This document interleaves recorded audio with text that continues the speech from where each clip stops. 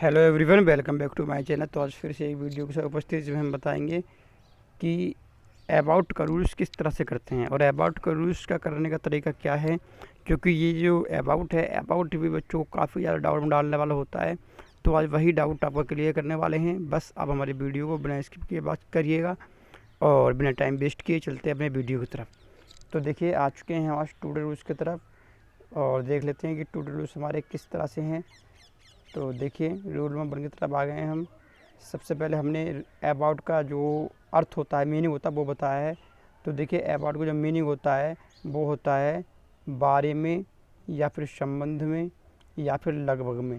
इस तरह से इसका जो अर्थ है ये आपको सेंटेंस में देखने को मिल जाएगा। और जब आपको इस तरह से कहीं किसी सेंटेंस में अर्थ मिल रहा है या वर्ड मिल रहा है तो वहाँ पर आपको अबाउट लगाना, सीधी सी बात। तो ये है सिंपल बात एकदम, ठीक है। यानी कहीं पर आपको इस तरह से वर्ड मिलने हैं लिखे हुए किसी सेंटेंस में कि बारे में या फिर संबंध में लगा हुआ, तो वहाँ पर आपको अबाउट लगाना है, ठीक है।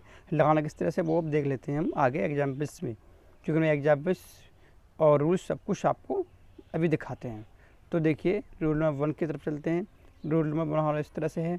रूल नंबर 1 हमारा ये है कि कनकरिंग रिगार्डिंग, यानी कि इसमें बताया है कनकरिंग रिगार्डिंग यानी कि संबंधित के अर्थ में। कहीं पर संबंधित का अर्थ है, वहाँ पर आपको अबाउट का प्रयोग करना होगा। जैसे कि what do you know about him, यानी अबाउट हिम यानी कि इसका अर्थ बन जाएगा आप उसके बारे में क्या जानते हैं, ठीक है। अर्थात किसी से संबंधित हो गया, किसी संबंधित को जानकारी ले रहा है तो वहाँ पर हमें अबाउट का प्रयोग करना है।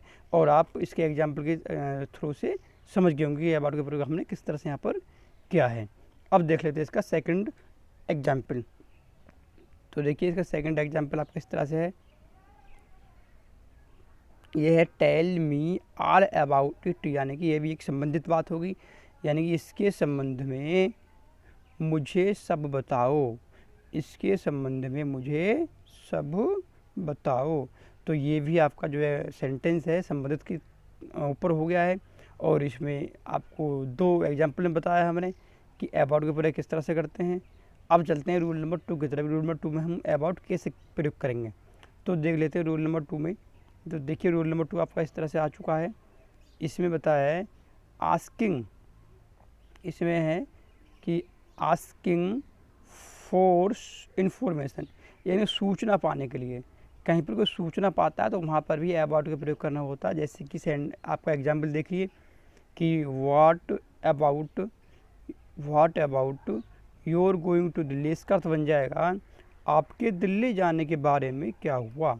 अर्थात यदि कोई पूछता है आपके दिल्ली जाने के बारे में क्या हुआ या आपके मेरठ जाने के बारे में क्या हुआ, तो आपको वहाँ पर what about your going to Delhi, your going to America, your going to, कुछ भी आप कर सकते हैं। यानी कि एक ही सेंटेंस से आप 1000 सेंटेंस बना सकते हैं बड़े ही आराम के साथ, ठीक है। तो आप ये वाला जो सेंटेंस है विद एग्जाम्पल ये समझ चुके होंगे। अब चलते हैं हम नेक्स्ट। तो देखिए, हमारा जो इससे अगला रूल है वो इस तरह से है। इससे अगले रूल में हमने बताया है कि ये है इंडिकेटिंग, ये है आपका, थोड़ा छोटा कर देते हैं इसको। तो देखिए, इसमें बताया है indicating movement in various directions, यानी कि इसका मतलब हो जाएगा विभिन्न दिशाओं में इंगित करने के लिए। यानी कि कहीं पर विभिन्न दिशाओं की बात इंगित की जा रही है तो वहाँ पर आपको अबाउट का प्रयोग कर देना होगा। जैसे कि यहाँ पर हमने सेंटेंस लिया है he has been travelling about the world, ये तो यहाँ पर जो इसका अर्थ बनेगा ये बनेगा ही हैज़ बीन ट्रैवलिंग, वह यात्रा कर रहा है अबाउट द वर्ल्ड, विभिन्न यानी कि पूरे संसार में, पूरे वर्ल्ड में वह यात्रा कर रहा। तो यहाँ पर पूरे वर्ल्ड में जब यात्रा कर रहा तो विभिन्न दिशाओं में जा रहा होगा और चारों तरफ वह घूम रहा होगा।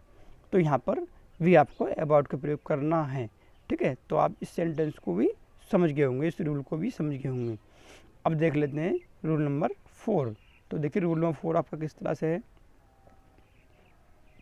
रूल नंबर 4 आपका इस तरह से है कि इसमें बताया है इंडिकेटिंग प्लेस, यानी कि इसमें है इंडिकेटिंग प्लेस यानी कि स्थान इंगित करने के लिए।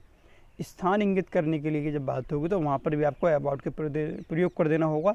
जैसे कि आपका सेंटेंस लिया है हमने एग्जाम्पल के तौर पर, बुक्स आर लाइंग अबाउट और in the room, books are lying about in the room, यानी कि पुस्तकें कमरे में फैली पड़ी हैं, यानी कि यहाँ पर स्थानांतरित करने के लिए स्थानांतरित किया गया है, क्योंकि पुस्तकें कमरे में फैली पड़ी हैं, एक जगह नहीं है, वो कई जगह बिखरी पड़ी हैं, ऐसा मान लीजिए आप। तो जब इस तरह से कोई सेंटेंस आता है तो वहाँ पर भी हम जो है अबाउट का प्रयोग कर देना होता है। और ऐसा नहीं है एक सेंटेंस से आप हज़ारों सेंटेंस बना सकते हैं। जैसे मान लीजिए मैं इसका एक सेंटेंस बना के आपको दिखा देता हूँ इसी का। जैसे हो सकता है कि मैं लिख देता हूँ कमरे में बर्तन